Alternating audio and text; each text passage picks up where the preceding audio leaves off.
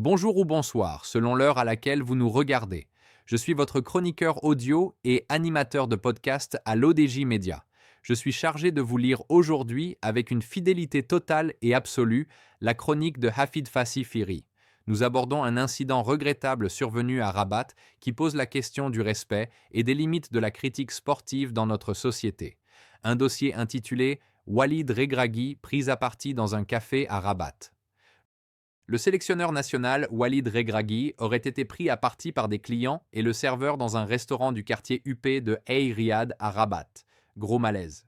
Ces derniers n'auraient pas hésité à lui faire entendre leurs critiques et leur mécontentement dans une scène qui suscite incompréhension et gros malaise. Oui, il y a eu une très grosse déception après cette finale perdue, mais c'est juste parce qu'il y avait énormément d'attentes autour de cette équipe du Maroc. Et ce n'est absolument pas une raison pour vilipender tous azimuts le coach national. On croyait que Sa Majesté avait sifflé la fin des prolongations, invitant tout le monde au calme et félicitant les Marocains pour la réussite de cette magnifique CAN 2025, mais voilà que certains se croient tout permis. Et surtout, se croient très malins en prenant à partie un cadre marocain, pur produit de l'école française de football certes, afin de régler leurs comptes, rajoutant une couche supplémentaire d'ambiance malsaine. L'auteur ajoute que, lorsque la critique, malheureusement, dépasse volontiers le cadre sportif, ce n'est jamais à un vieux singe qu'on risque d'apprendre à faire des grimaces.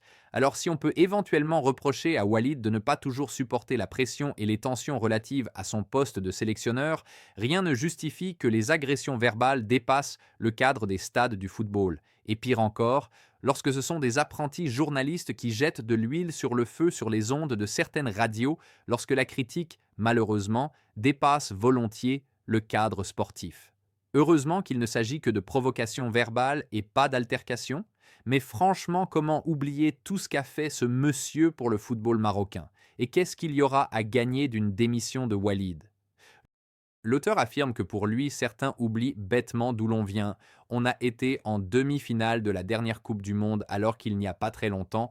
On n'arrivait même pas à se qualifier avec des entraîneurs étrangers qui étaient payés 4 fois plus que Walid Regragui et 20 fois plus que le chef du gouvernement. Faites vos calculs.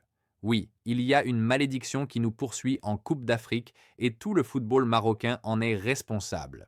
Effectivement, comment se fait-il que nous soyons le seul pays au monde où il n'y a pas de calendrier du championnat et où les joueurs de la Botola sont oubliés et exclus de la sélection nationale et ceux évoluant en Europe privilégiés en priorité? Oui, un joueur évoluant dans un club européen a beaucoup plus de chances de porter les couleurs nationales, mais ce critère existe et sévit chez nous depuis au moins 30 ans et n'est pas nouveau et encore moins propre à Walid. Oui, car les joueurs de la Botola ont remporté le Chan et la Coupe arabe et mériteraient un meilleur traitement. L'auteur pense qu'il faudra savoir arrêter cette mascarade avant qu'elle ne tourne au vinaigre. Walid Regragui a une Coupe du Monde dans 4 mois, et nul doute qu'il aura eu le temps de méditer sur cette CAN et de retenir les leçons. Ceux qui réclament la démission du coach national ne sont pas en droit de le faire, même si ces derniers s'estiment légitimement en droit de le faire, car c'est à Walid Regragui qu'il revient de prendre une décision en son âme et conscience. Des appels à la démission? Pour le reste, entre réclamer la tête à Walid et le prendre à partie dans un lieu public ou même privé, il y a une limite que des citoyens éduqués et civilisés n'oseraient pas franchir. Absolument rien puisqu'il faudra reprendre à zéro avec un entraîneur qui n'aura droit qu'à 2 matchs amicaux avant de s'envoler pour les États-Unis. L'auteur conclut en expliquant que des Marocains avaient manifesté et protesté, hurlant dans les rues et les réseaux sociaux pour que le chef du gouvernement démissionne, chose qui ne s'est pas produite. Alors maintenant, la liberté d'expression a des limites car rien ne sert d'invectiver le coach national en l'agressant verbalement, comme cela se fait dans les pays sous-développés. Tout cela ne peut que contribuer à davantage de tensions et à faire durer une ambiance malsaine autour de l'équipe du Maroc et de son entraîneur. Un peu de bon sens. Cette même tension qui a fait paralyser nos lions de l'Atlas lors de la finale de la CAN, car les nôtres, même en étant des joueurs professionnels rompus à ce genre de stress, n'ont apparemment pas l'habitude de ce trop-plein de pression au cours d'une compétition.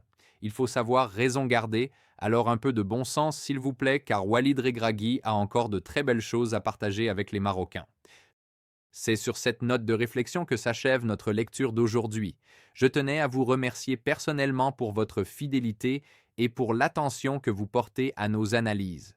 En tant que votre hôte, j'ai mis un point d'honneur à respecter scrupuleusement l'intégrité et la lettre des propos de l'auteur, afin de vous transmettre sa vision sans aucun filtre.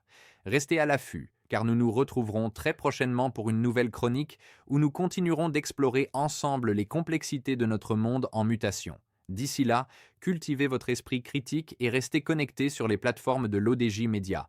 Prenez soin de vous et à très vite.